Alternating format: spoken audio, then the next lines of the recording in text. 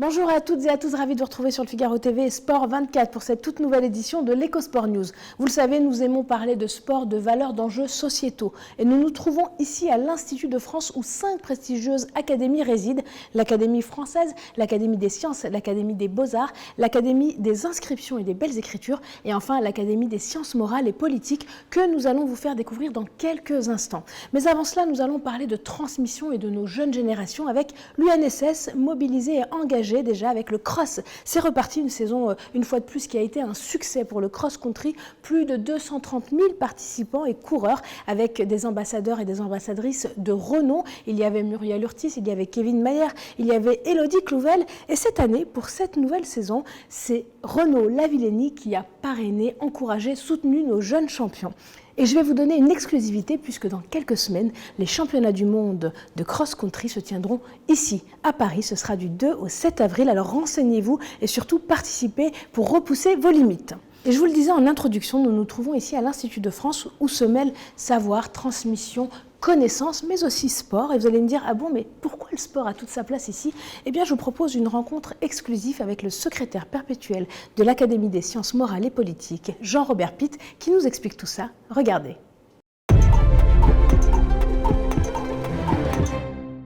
Vous êtes effectivement dans la bibliothèque de l'Institut de France, qui est la bibliothèque de cette institution qui s'appelle l'Institut, qui a été créée par Bonaparte et qui est au service des 5 académies qui sont hébergées dans ce bâtiment, l'ancien collège des 4 nations créé par Mazarin. Et moi, je suis secrétaire perpétuel de l'Académie des sciences morales et politiques, les 4 autres étant l'Académie française, l'Académie des beaux-arts, l'Académie des sciences et l'Académie des inscriptions et belles-lettres. Nous avons des séances hebdomadaires au cours desquelles nous réfléchissons en invitant souvent des conférenciers ou écoutant un de nos confrères sur un thème particulier qui rentre dans un thème général annuel. Et cette année, notre président, Michel Pébroux, a choisi comme thème les réformes qui seraient nécessaires à la France pour qu'elle se modernise. Donc on a abordé toutes sortes de sujets qui touchent aux finances, à l'éducation, au droit, 1000 aspects de la politique française. C'est la séance solennelle de rentrée qui a lieu une fois par an, en général vers cette date, au mois de novembre, même si nous avons commencé à travailler très tôt en septembre à l'Académie.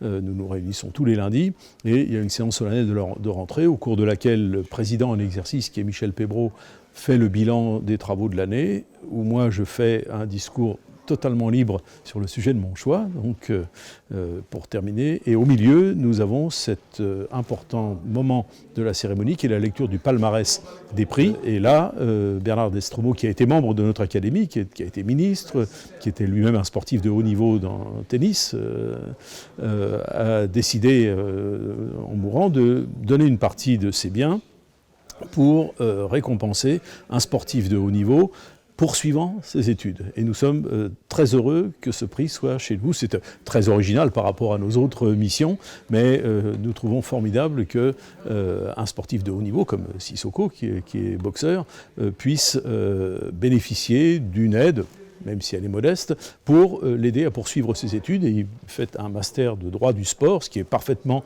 dans la ligne, parce que tous les sportifs de haut niveau, lorsque soit leur carrière s'arrête avec l'âge, soit malheureusement lorsqu'ils ont un accident de la vie, ont besoin de travailler. Et s'ils ne se sont pas préparés, comme ce sont être sportif de haut niveau, ça veut dire commencer très jeune, passer beaucoup de temps à l'entraînement. S'ils n'ont pas fait d'études, ils sont souvent dans des situations assez graves.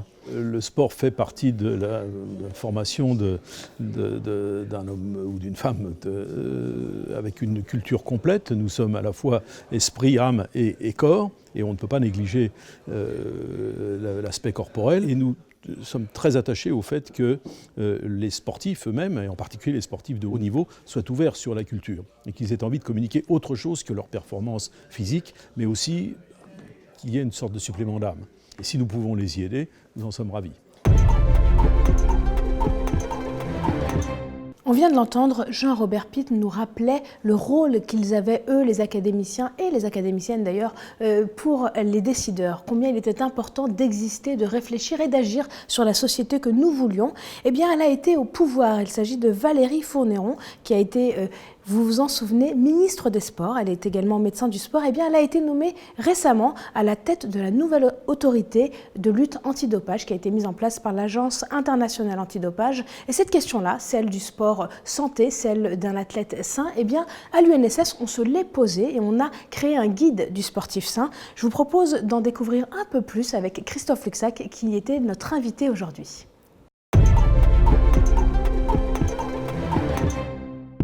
Déjà, je vais évidemment saluer la nomination de Valérie Fourneron, parce que c'est une excellente nouvelle pour j'ai envie de dire, la lutte contre le dopage, le mouvement sportif français aussi, parce qu'elle représente en tant qu'ancienne ministre des Sports, elle a tellement fait pour le mouvement sportif français que c'est forcément une très bonne nouvelle.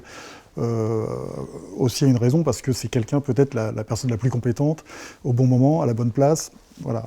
Elle nous a énormément suivis sur ce guide et sur tous les programmes un petit peu de sport santé, mais pas que, parce que le sport santé est quelque chose de très global, mais notamment dans la lutte contre le dopage, la prévention des conduites dopantes. C'est un terme évidemment sur lequel on va revenir, mais elle nous a énormément suivis sur tous ces dossiers, le passeport numérique santé, tous les tests préventifs qu'on essaye de faire à destination de nos jeunes. Donc voilà, évidemment qu'on salue sa nomination, on est ravis de cela, et on sait que surtout, connaissant sa capacité de travail et son envie de faire bouger les choses, on a encore beaucoup de beaux projets à développer avec elle, avec l'Agence mondiale antidopage et l'Agence de contrôle indépendant. On a eu cette idée, mais on ne l'a pas eu seul, parce que le ministère des Sports, que je tiens à citer parce qu'ils ont pris une part extrêmement active dans la rédaction de ce code. Le ministère de l'Éducation nationale aussi, parce qu'il y a tout un programme à destination des enseignants d'EPS qui est mis en place sur la thématique par le ministère, donc on se sert de ces compétences-là. Puis surtout, on s'était dit, mais profitons aussi des compétences de l'Agence française de lutte contre les dopages, de l'Agence mondiale antidopage, pour mutualiser un peu tout ça et faire un guide simple, vulgarisé. On voulait le vulgariser pour qu'il soit accessible. Pour qui? Tout simplement pour les jeunes. Voilà, rendre accessible le savoir, la connaissance, la compétence aux jeunes. Donc vulgarisons un guide. On s'est dit, on va en profiter, on va le faire en 2 langues. Alors là, en anglais maintenant, il a été diffusé par la Fédération internationale du sport scolaire.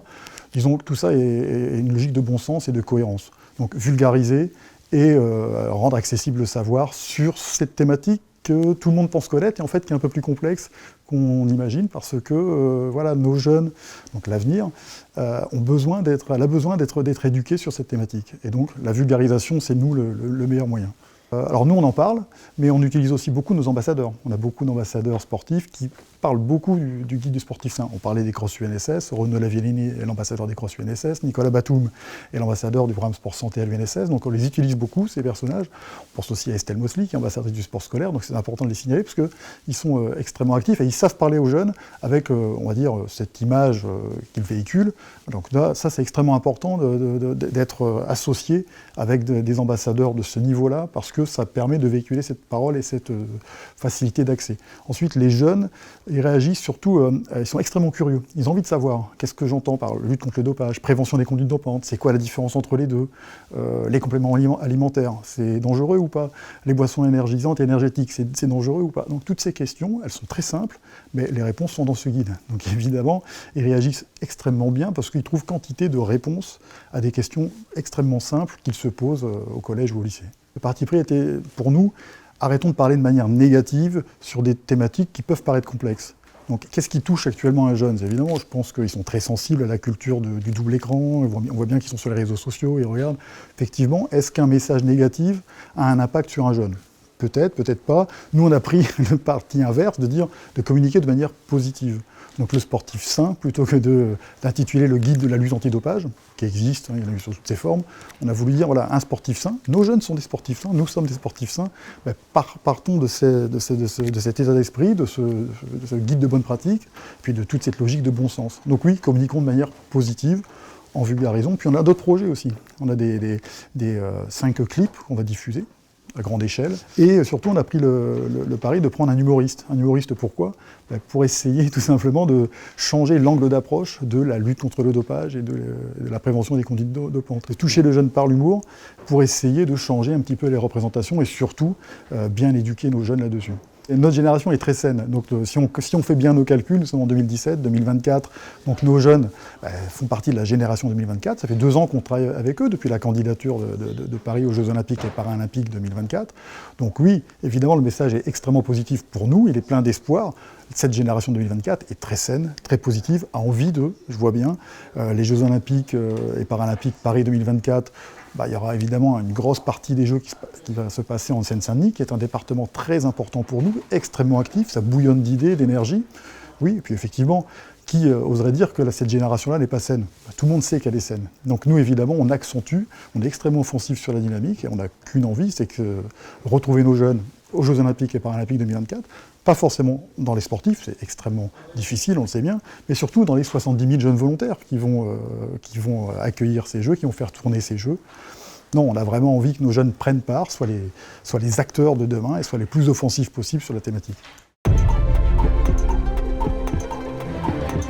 Allez, on quitte la France pour s'européaniser et vous le savez, dans cette édition, nous aimons allier le sport au monde de l'entreprise et à l'Europe. Et ça tombe bien parce qu'avec la FFSE, c'est ce que nous allons faire tout de suite en parlant de la 14e édition des Jeux européens du ski qui se tiendront dans quelques mois, du 21 au 25 mars 2018. Ce sera en Serbie, exactement dans la ville de Kapeonik. Si vous ne vous êtes pas encore inscrit, eh bien il n'est pas trop tard. Vous aimez performer, vous aimez le ski, le snowboard, ski alpin ou ski de fond et encore bien d'autres disciplines, vous pouvez encore vous inscrire sur le site de la FFSE pour partager une expérience unique puisque cette compétition internationale n'a lieu qu'une fois tous les 2 ans. Vous allez pouvoir découvrir de nouvelles sensations dans un esprit d'engouement et de pratique sportive collective. N'hésitez pas à vous inscrire, le lien s'affiche sur vos écrans. L'Europe encore et toujours, et c'est tant mieux puisqu'on va évoquer ici un événement qui s'est tenu à Bobigny. Il s'agit des championnats d'Europe de natation de trisomie 21. Bravo à l'équipe de France qui a récolté 34 médailles, dont 15 en or, 13 en argent et puis du bronze évidemment. Une équipe qui a été soudée, qui a permis de casser les préjugés et qui a montré de très très beaux athlètes à travers une belle discipline. Retrouvez toutes les images et tous les reportages liés sur le site qui s'affiche sur vos écrans pour encourager encore nos athlètes lors des prochaines éditions. Et maintenant, vous le savez, il faut prendre de quoi noter. Je vous donne les rendez-vous à ne pas manquer dans les prochaines semaines.